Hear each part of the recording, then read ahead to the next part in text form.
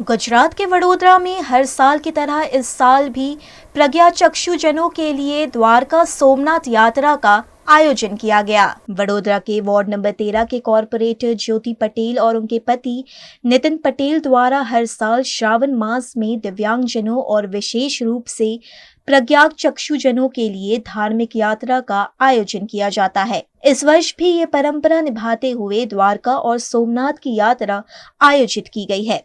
इस यात्रा में 40 से 45 प्रज्ञाचक्षुजनों और उनके केयर टेकरों ने भाग लिया।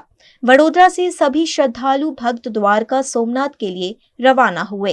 आज रोज प्रज्ञाचक्षु लोको छे एमनी साथे एमना केरटेकर होय छे ए टोटल मळीने 40 लोक छे અને 40 से 40 लोक द्वारका जवा रवाना थवाना छे। त्यारे ત્યાં આગળની જે વ્યવસ્થા છે દર્શનથી માંડીને જમવાથી માંડીને રહેવાથી માંડીને આપણે એમની વ્યવસ્થા કરી હતી। ગત વર્ષે અમે બીજા ગ્રુપને લઈ ગયા હતા પ્રજ્ઞાચક્ષુ લોકોને, જે લોકોને આપણે દ્વારકા, બેટ દ્વારકા, નાગેશ્વર મંદિર, માતાજીના મંદિરો છે, દરેક જગ્યાએ દર્શન કર્યા હતા। એમની સાથે ખૂબ એન્જોય કર્યું હતું।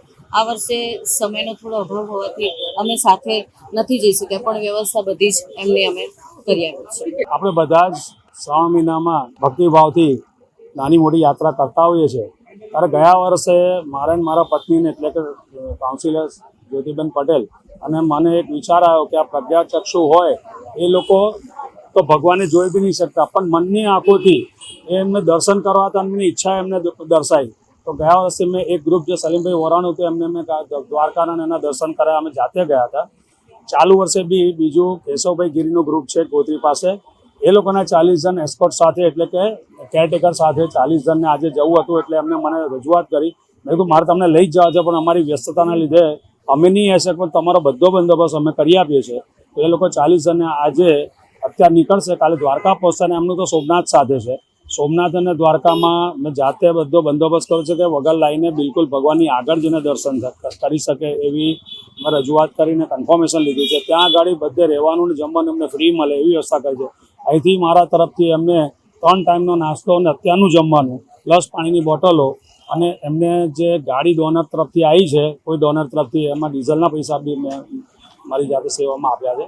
તો આવી રીતે એક ઉમદા રજૂઆત કરવાની હતી, તેમાં મારે કરવાનું હતું કે ભાઈ કોઈ બી હિસાબે મારા પ્રજ્ઞાચક્ષુઓને આ દર્શન કરાવવા છે।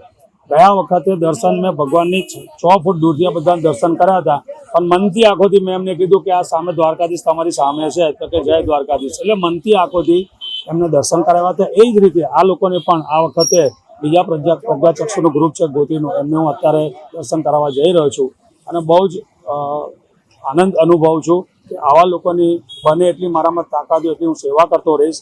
અને આપના માધ્યમથી બી હું લોકોને જણાવીશ કે આવા લોકોને, દિવ્યાંગજનોને હંમેશા દર્શન ને યાત્રાનો તમે એમને સપોર્ટ કરો કે એ લોકો પણ બહાર ફરી શકે, એ લોકો પણ મનની આંખોથી બધું જોઈ શકે અને ઉદ્ભવી શકે, આનંદ માણી શકે, એવી જ આશાથી આજનો પ્રોગ્રામ કર્યો છે। આજે વડોદરા શહેરમાંથી પ્રજ્ઞાચક્ષુ એસોસિએશન ઓફ ધ બ્લાઇન્ડ એના બધા મિત્ર વર્તુળ સાથે ધાર્મિક યાત્રાનું આયોજન થયું છે, જેમાં ભગવાન સોમનાથ દાદાના દર્શન અને દ્વારકાધીશના દર્શન એની યાત્રાનું આયોજન ખૂબ સુંદર મજાનું થયું છે।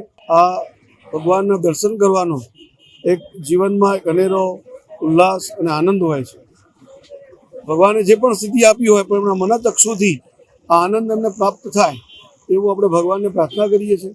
એ જ પ્રમાણે આજે એમને ભગવાન શ્રી રામલલ્લાના અયોધ્યામાં દર્શન થાય એની પણ ઈચ્છા વ્યક્ત કરી છે।